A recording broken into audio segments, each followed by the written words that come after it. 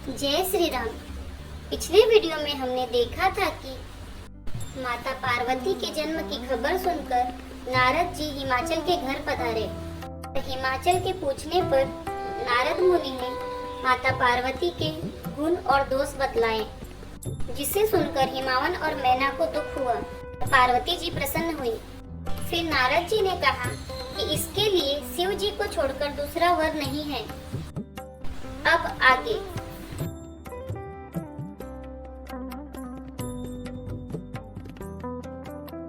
अस कही नारद सुमरी हरि गिरजहि दीनी असीस, होई है यह कल्याण अब संशय तजहु गिरीश, सियावर रामचंद्र की जय। ऐसा कहकर भगवान का स्मरण करके नारद जी ने पार्वती को आशीर्वाद दिया और कहा कि हे पर्वतराज, तुम संदेह का त्याग कर दो, अब यह कल्याण ही होगा। कही अस ब्रह्मा भवन मुनि गयऊ, आगिल चरित सुनऊ जस भयऊ, पति ही एकांत पाई कह मैना, नाथन में समुझे मुनि बहना। यो कहकर नारद मुनि ब्रह्मा लोक को चले गए। अब आगे जो चरित्र हुआ उसे सुनो। पति को एकांत में पाकर मैना ने कहा, हे नाथ, मैंने मुनि के वचनों का अर्थ नहीं समझा। जो घर बरु कुल होई अनूपा, करिय विवाहु सुता अनुरूपा, न त कन्या बरु रहु कुआरी, कंत उमा मम प्राण प्यारी। जो हमारी कन्या के अनुकूल घर वर और कुल उत्तम हो तो विवाह कीजिए, नहीं तो लड़की चाहे कुमारी ही रहे। मैं अयोग्य वर के साथ उसका विवाह नहीं करना चाहती, क्योंकि हे स्वामी, पार्वती मुझको प्राणों के समान प्यारी है। जो न मिलहि बरु गिरजहि जोगो, गिरिजन सहज कहै सब लोगो, सोई बिचारी पति करे हो विवाहो, जेहि न बहोरी होई उरताहु। यदि पार्वती के योग्य वर न मिला तो सब लोग कहेंगे कि पर्वत स्वभाव से ही जड़ होते हैं। हे स्वामी, इस बात को विचार कर ही विवाह कीजिएगा, जिसमें फिर पीछे हृदय में संताप न हो।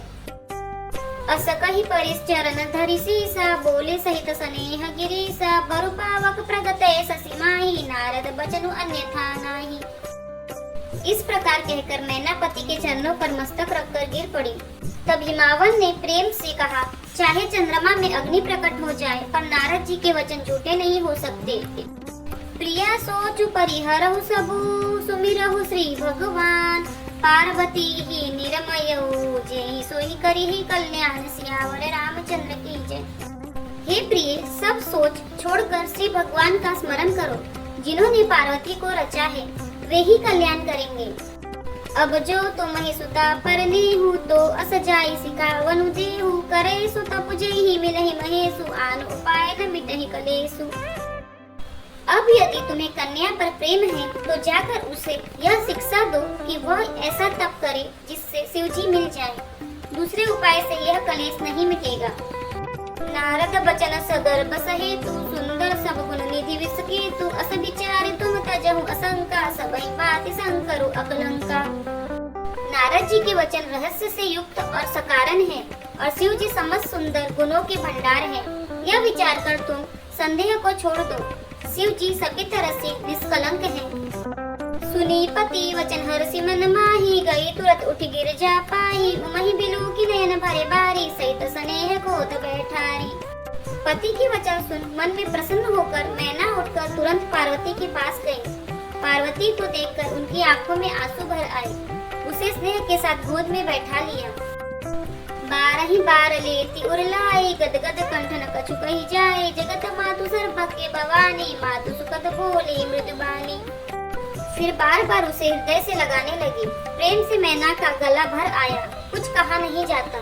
जगत जननी भवानी जी तो सर्वज्ञ ठहरी।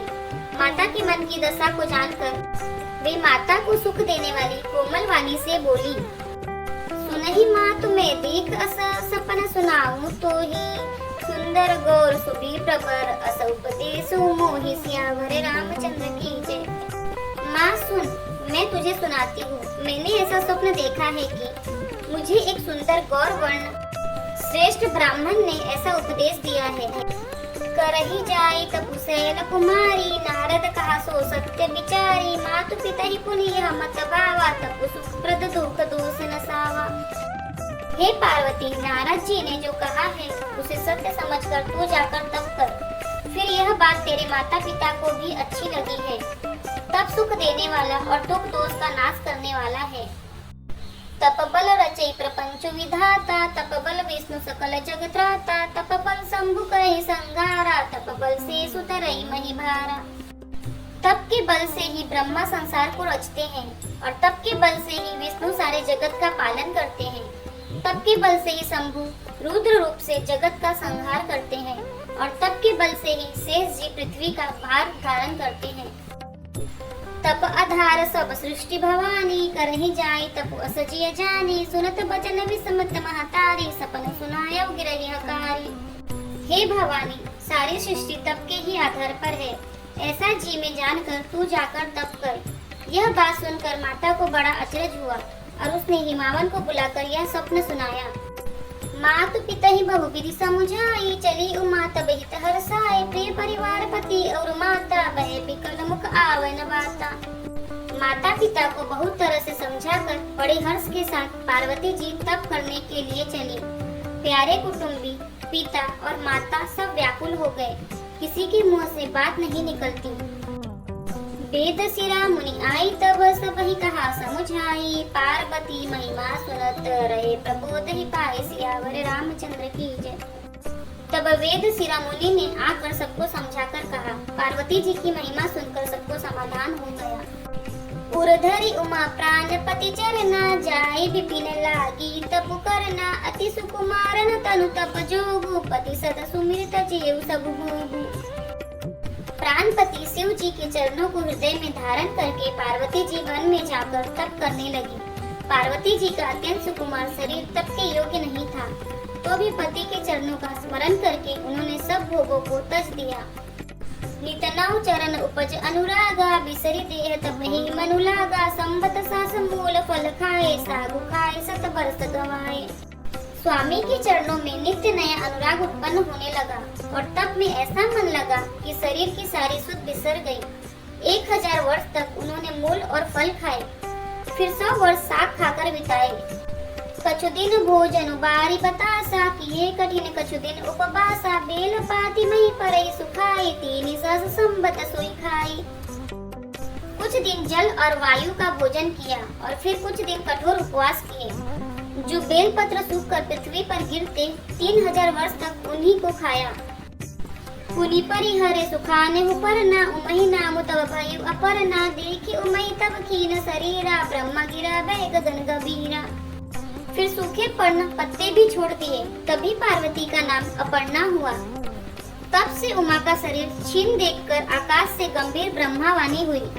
भयउ मनोरथ सुफल तब सुनु गिरिराज कुमारी, परिहरउ दुस कलेश सब, अब मिलहि त्रिपुरारी, सियावर रामचंद्र की जय। हे पर्वतराज की कुमारी, सुन, तेरा मनोरथ सफल हुआ, तू अब सारे असहाय कलेशों को त्याग दे, अब तुझे शिव जी मिलेंगे। असतप काहु न कीन्ही भवानी, भय अनेक धीर मुनि गयानी, अब उर्धरयु ब्रह्म बरबानी, सत्य सदा संतत सुचि जानी।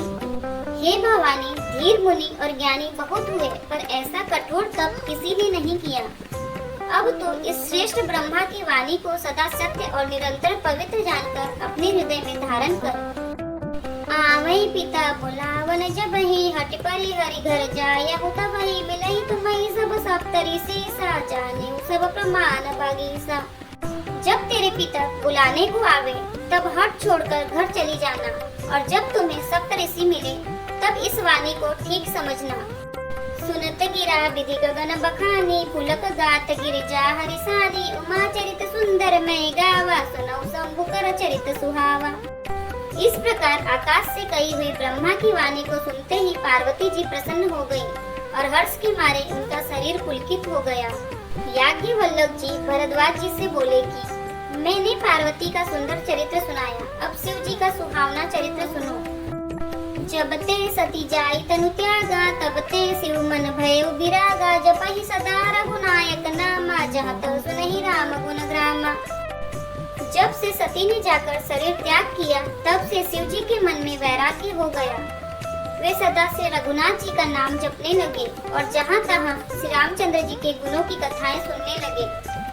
चिदानंद सुख धाम शिव, विगत मोह मद काम, विचरहि मही धरि हृदय हरि, सकल लोक अभिराम, सियावर रामचंद्र की जय।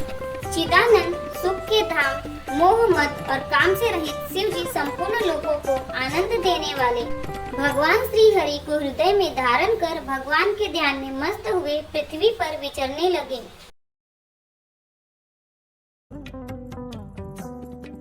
यदि आपको हमारा वीडियो पसंद आ रहा है तो वीडियो को लाइक करें, चैनल को सब्सक्राइब करें, कमेंट में जय श्री राम और हर हर महादेव अवश्य लिखें।